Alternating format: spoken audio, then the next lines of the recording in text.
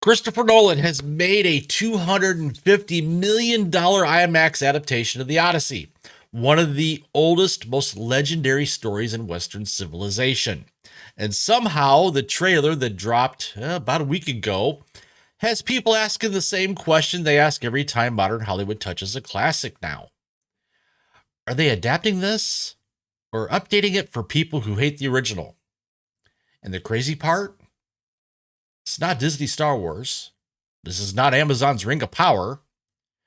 This is not Netflix taking another beloved franchise into a dark alley and coming back wearing its skin like a diversity workshop mascot. This is Christopher Nolan, the guy who made a 3-hour movie about a physicist feel like a summer blockbuster. The guy who made Batman respectable again. The guy who can basically walk into Universal and say, I need $250 million, 19 movie stars, 2 million feet of IMAX film, and possibly Poseidon's personal checking account. And they just say, yes, Mr. Nolan, would you also like Olympus? And yet here we are. Trailer drops about a week ago, and suddenly the conversation is not, wow, Nolan is bringing myth back to the big screen. It's, why does ancient Greece sound like a Buffalo Wild Wings commercial? Or why is everyone talking like they're in a modern prestige drama? And why does this feel less like Homer and more like Homer after a note session with HR? So today we're talking about The Odyssey, the trailer backlash, the casting rumors driving most of the discourse, the receipt nobody is pulling on Helen of Troy, the Brad Pitt comparison the niche keeps forgetting, and the biggest of them all. Hollywood has burned so much trust with classic stories that even Christopher Nolan is now getting treated like a suspect at the crime scene. And yes, ladies and gentlemen, the receipts have washed ashore.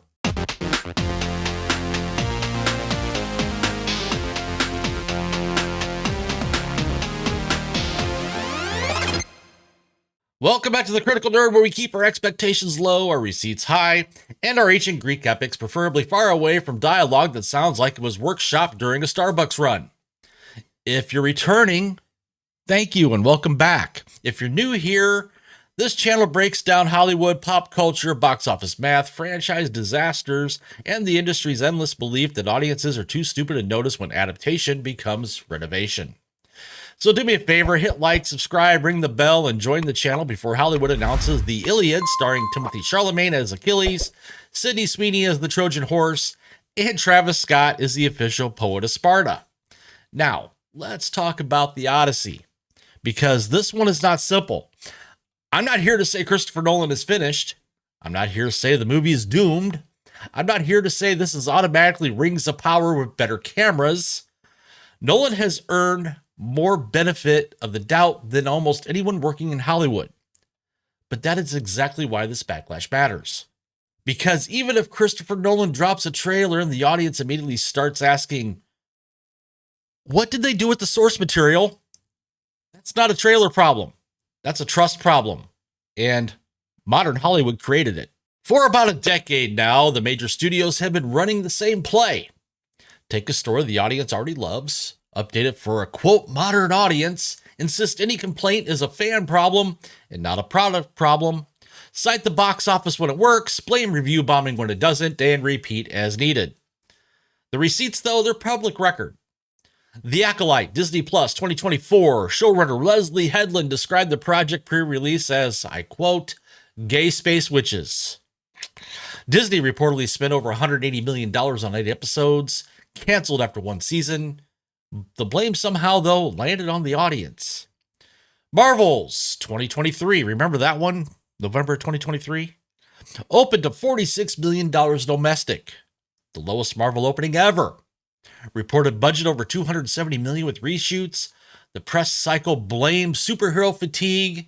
The audience, who had just shown up in droves for Spider-Man No Way Home 2 years earlier, had a different story. Snow White, Disney 2025, $115 million domestic on a reported $270 million production budget. Rachel Zegler told Variety in 2022 that the original was, quote, weird, about its hero needing rescue. The press cycle blamed the marketing. The audience watched the lead actress publicly critique the source material and decided they didn't need to buy a ticket to hear more of it. Rings of Power, Amazon 2022 reported $465 million for season 1 alone. Showrunners told Empire magazine they were, quote, not making your grandfather's Tolkien. Audiences' scores collapsed by season 2. Now, I'm not cherry picking here. I am picking the biggest examples, the ones where the studio said the quiet part out loud and then acted shocked when the audience noticed. Each one is a withdrawal from the trust account. And the trust account, well, it's now overdrawn. Christopher Nolan walks into theaters this summer carrying debt he did not personally accumulate. He didn't make The Acolyte. He didn't make Snow White. He didn't make The Marvels. His last film was Oppenheimer. It made $976 million worldwide. It won Best Picture. It was, by any measure anyone cares about, the prestige theatrical event of the decade. But he is now releasing a $250 million adaptation of one of the foundational texts of Western civilization. And the audience he's releasing it to has spent 10 years being told by other people on other projects that the source material they love is the problem, that their attachment to it is the problem, that they are the problem. So when the Odyssey trailer drops and Robert Pattinson says, pining for a daddy you didn't even know, in a Bronze Age epic, when Tom Holland says, my dad is coming home, when Matt Damon screams, let's go, like he's about to do a touchdown dance for Poseidon, the audience is not just reacting to the line, they're reacting to 10 years of pattern recognition. They have been trained to scan trailers for the signs, and they have learned the hard way that the signs are usually right. That is the trust problem in action. The audience isn't being unreasonable, they're being experienced. The catch, and this is the part that makes the conversation complicated, is that experience makes you very good at pattern spotting. It also makes you overconfident at specific predictions. And on the Odyssey specifically, some of those specific predictions don't quite hold up to the receipts. And let me show you what I mean. Lupita Nyong'o is in the Odyssey. That part's confirmed. Universal has not officially announced her role. The widely circulated assumption, and the one Elon Musk himself weighed in on back in January, calling it Nolan losing his integrity, is that she's playing Helen of Troy. Now, the case against the casting is straightforward. Homer describes Helen as white-armed with, depending on the translator, golden or honey-colored hair, Spartan princess, Bronze Age Aegean, the face that supposedly launched 1,000 ships, the embodiment of a specific kind of beauty rooted in a specific culture. Casting a black actress is therefore, as the argument goes, a betrayal of the source. But here's something nobody is saying about it. Unlike with Black Snape and Harry Potter, or The Little Mermaid's Ariel, who I've made videos on about race swapping myself, in 1950, Orson Welles staged a production in Paris called Time Runs. It was a Faust riff that included Helen of Troy as a character. Welles cast Eartha Kitt. Yeah, that Eartha Kitt, who would later play Catwoman, who recorded Santa Baby as Helen. Welles was not race swapping for the algorithm in 1950 because the algorithm didn't exist. He was not appeasing a corporate DEI mandate because that didn't exist either. He was the man who directed Macbeth, who directed Othello, who directed Chimes at Midnight, which Robert Ebert called the best Shakespeare film ever made. And he cast Eartha Kitt as Helen of Troy. Nobody boycotted. Nobody decided Western civilization has ended. The production was reviewed, discussed, and folded into theater history. Eartha Kitt's career was fine. Welles' reputation was fine. Now, I'm not telling you that means the Nyong'o casting is automatically good. I haven't seen the film. Nobody making content about it this month has either. I'm telling you the strongest version of the complaint. This is unprecedented. This is the betrayal of a tradition. This has never happened before. Not factually correct. And here's why that matters for the trust problem. When you spend a decade getting lied to by studios, you get accurate at spotting their lies. You also get less accurate at remembering the times when what looks like a lie turns out to have a precedent that predates the lying era. The Helen casting might be a problem.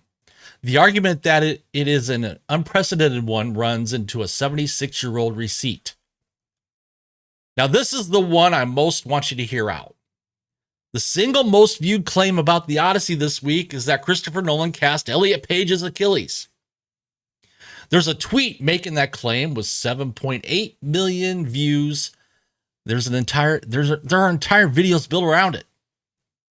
Here is the entire evidence base for that claim. In fact, it's behind me right now. This one shot from the trailer. It's about 1 second of footage. A figure in shadow, a face cracked in mud in what appears to be an underworld sequence, landing between Pattinson's pining for a daddy line and Holland's my dad is coming home line. From that single frame, the internet has deduced that's Elliot Page. This is the underworld. Odysseus meets Achilles in the underworld in Book 11 of the Odyssey, therefore Page is Achilles. The deduction is reasonable. It's not casting confirmation. It is a fan theory built on a shadow, proximity, and Book 11, then circulated as fact. Then converted into video titles, then converted into a viral controversy. Universal has not announced the role. Page could be Achilles. Page could be Hermes. Page could be a Myrmidian. Page could be a body double for an entirely different scene. We do not know, and neither does anyone telling you they do. And here is why this is the cleanest example of the trust problem at work. A studio that hadn't burned the audience for a decade would get the benefit of the doubt on a shadowy, mud-faced trailer figure. The audience would say, interesting. We'll see who that is when they announce it. But the audience has been trained by The Acolyte, by Rings of Power, by Snow White, by 10 years of the worst version of every casting decision turning out to be the real version, to assume the worst and treat the assumption as fact. The audience isn't being paranoid. They're being Bayesian. They're updating on the prior. The prior has been earned. The problem is the prior is now overcorrecting. The Odyssey may deserve every bit of skepticism it's getting, but deserve skepticism and casting confirmed by 1 second of mud are different sentences, and the internet is currently using them interchangeably. Now, I want to be clear about something so this video doesn't get framed as a defense of the film. The dialogue for the trailer, it's bad.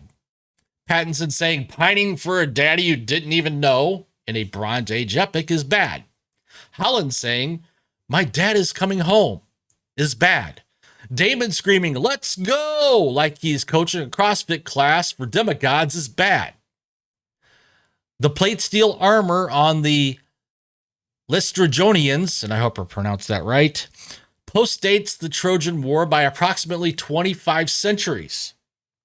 Full plate is 14th century European technology invented for lance cavalry and crossbows, neither of which existed in Bronze Age Greece.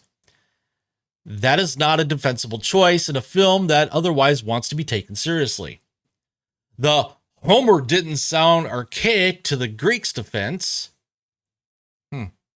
The one Nolan reportedly drew from Emily Wilson's 2017 translation is technically true and rhetorically a dodge. Yeah, ancient Greece heard the poetic tradition and in their own elevated contemporary language. Translating that into 2026 suburban American is not the same operation. It is a category error wearing a faithfulness costume. The reason these things matter, and the reason they matter more than the casting rumors, is that they're the parts of the audience has gotten right. Nobody's wrong to notice that ancient Greece should not sound like a Pixar trailer. Nobody's wrong to notice the armor is anachronistic by 2,500 years. When the discourse has receipts, it has receipts. The trust problem doesn't mean the audience is wrong about everything. It means they're being asked to do quality control work the studios used to do themselves. Oh, yeah, I forgot. Almost forgot. One more receipt before we land this puppy. In 2004, Wolfgang Peterson released Troy. Brad Pitt, Shawnee, Oklahoma, 40 years old, played Achilles. Sean Bean, Englishman from Sheffield, played Odysseus. Eric Bana, Australian, played Hector. Diane Kruger, German, played Helen. American accents, British accents, Australian accents, modernized dialogue, a Bronze Age Aegean story. Troy made $497 million worldwide. There were no Greek actors, only boycott in 2024. Let me repeat that. There were no Greek actors, only boycott in 2024. There were no think pieces about Peterson losing his integrity.